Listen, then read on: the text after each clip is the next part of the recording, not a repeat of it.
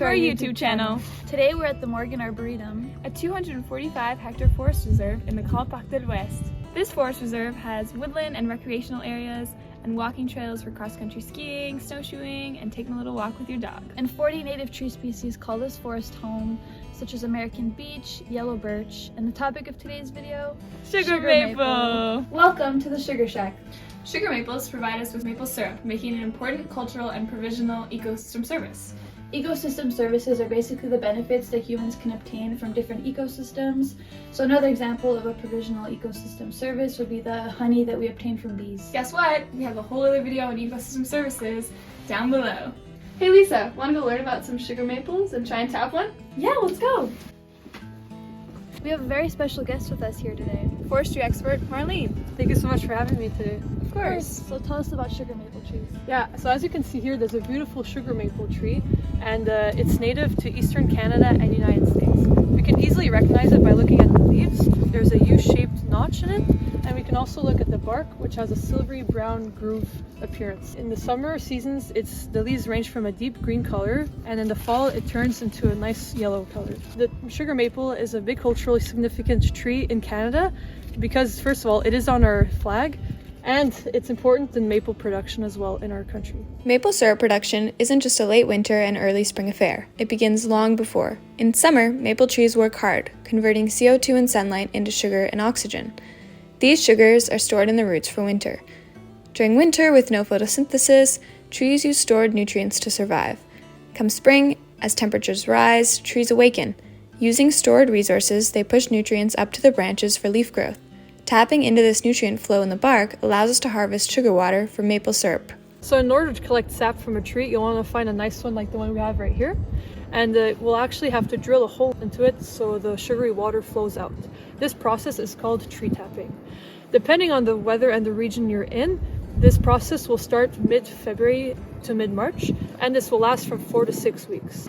More sap will flow out from a bigger and healthier tree, like the one we have here, and you can actually tap it multiple times. Now that you all know what time of year is right to collect some sap, let's go and start tree tapping.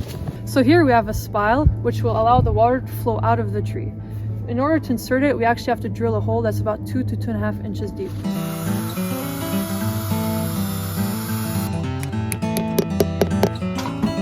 And then the final step is the lid, so no debris falls into the sap. Hopefully we get lots of maple syrup. Now that we got ourselves some sugar water, let's go make some maple syrup. Hey Chloe!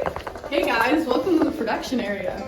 Obviously you can tell we're not in season right now, but in a normal season, this is where the magic happens. The sugar water that you guys just produced is obviously not the final product of what we consume. In order to transform it into the maple syrup that we know and love, we put it into this basin here, heat it up using a big fire, and get it to reduce down to a syrup.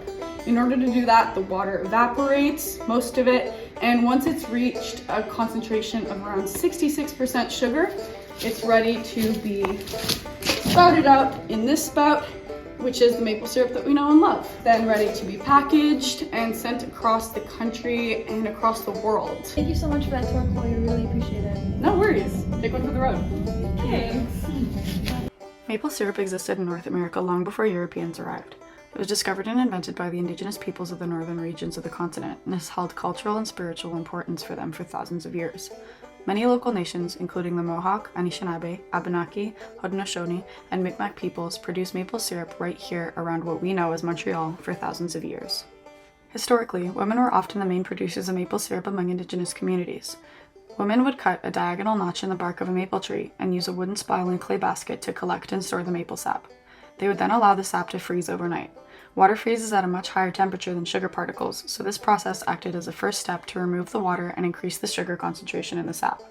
The ice would simply then be scooped out of the basket and discarded in the morning. After removing a portion of the water, indigenous women would boil the maple sap in clay pots, removing more of the water and further concentrating the sap.